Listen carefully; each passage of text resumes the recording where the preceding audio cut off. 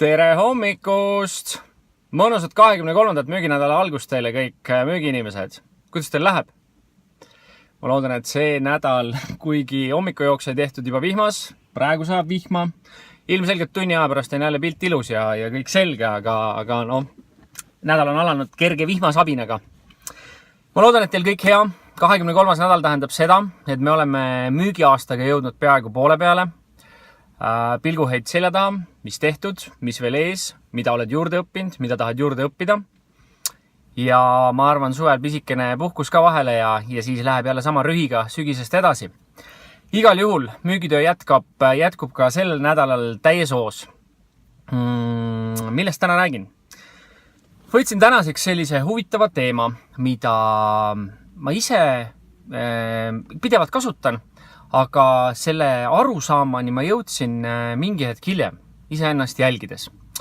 Ja selleks on teema, miks see esimene vastus peab olema alati jah. Kuidas ma seda lahti seletaksin? Kõige lihtsamal kujul selliselt, et kui klient teile helistab või teie poole pöördub, siis viimane uuring näitab, et kliendil on 57% infost teie toote või teenuse kohta juba taustal olemas. Ehk siis ta tegelikult teab juba üle poole. Ja kui ta teie poole pöördub, siis tal juba on mingid kõhklused või kahtlused, millele ta tahab kinnitust ümberlükkamist saada.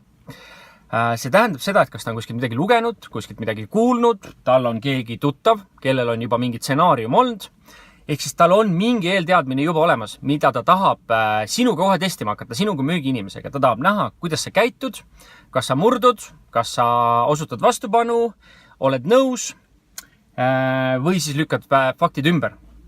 Ja siinkohal on üli tähtis kasutada ühte kõige lihtsamat tehnikat ja see on esimese jahi tehnika. Esimene jah tähendab seda, et klient küsib teie käest, ma ei tea, toon mõne näite, Haagise maailmast.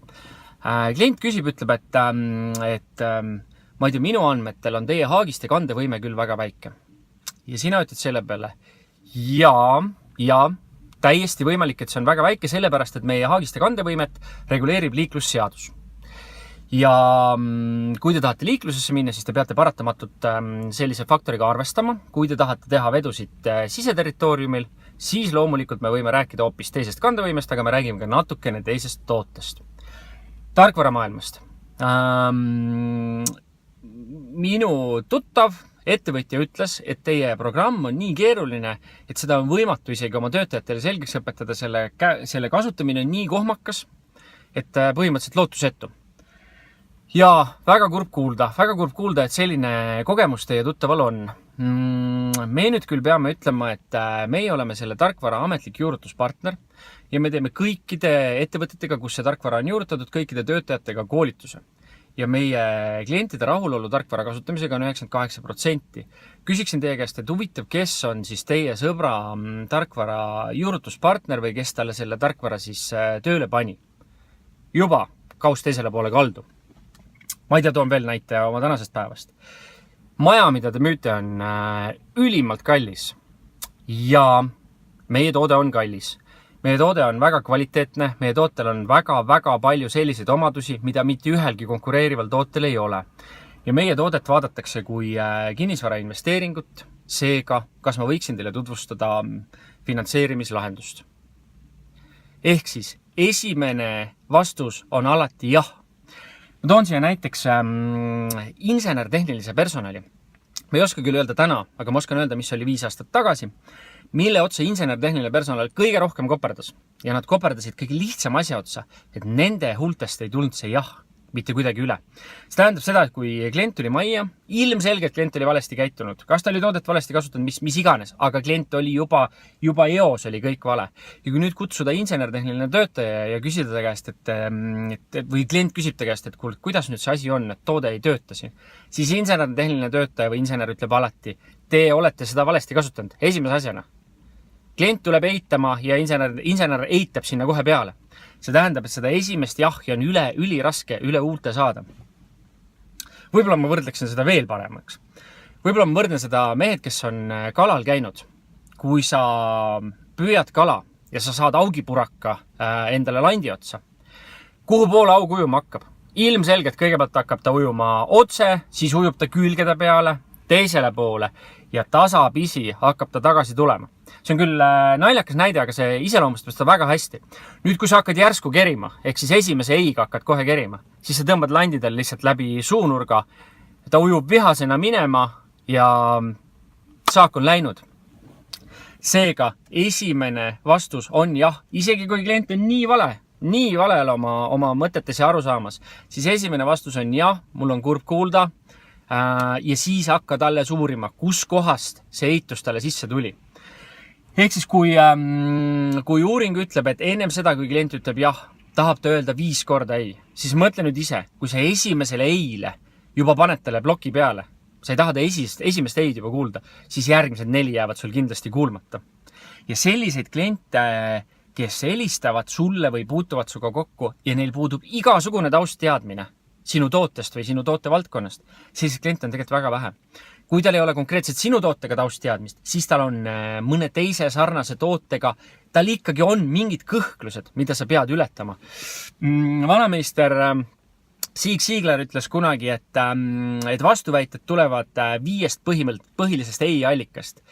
Kliendil ei ole vajadust, kliendil ei ole raha, kliendil ei ole kiiret, kliendil ei ole ihaldust ja klient ei usalda sinu toodet. Ehk siis tegelikult 5 allikast või 5 suunast võib põhimõtteliselt neid eisid tulla. Seega, kui algab müügivestlus, esimene on alati jah. Ja tõesti, kurb kuulda, on nii või on naa. Ja väga huvitav, kus see informatsioon pärit on. Ja kes on see klient, kellel selline kogemus on, kas see on meie klient või kellegi teise klient? Igal juhul ja. Nüüd lõpetuseks üks äge näide jälle elust enesest, suhtumisest ja pöördumisest. Sõitsime eile elukaaslasega Lilleorgu, Tõnismäe ja vendade Johansonide kontserdile. Hakkan jõudma Lilleorgu, vaatan, et põllu peale tehtud parkla. Ennem siis õiget seda parklat, kus ma tavaliselt olen harjunud parkima. Ja juba vaatan 2 parkimiskorraldajad seisavad. Mõtlen, et siia põllu peale ma kindlasti jääd. Ma sõidan ikkagi lõpuni välja. Lasen akna alla, küsin härra käest, et kuidas seal on, et kas see lõpp on täis või mis asi siis, mis toimub.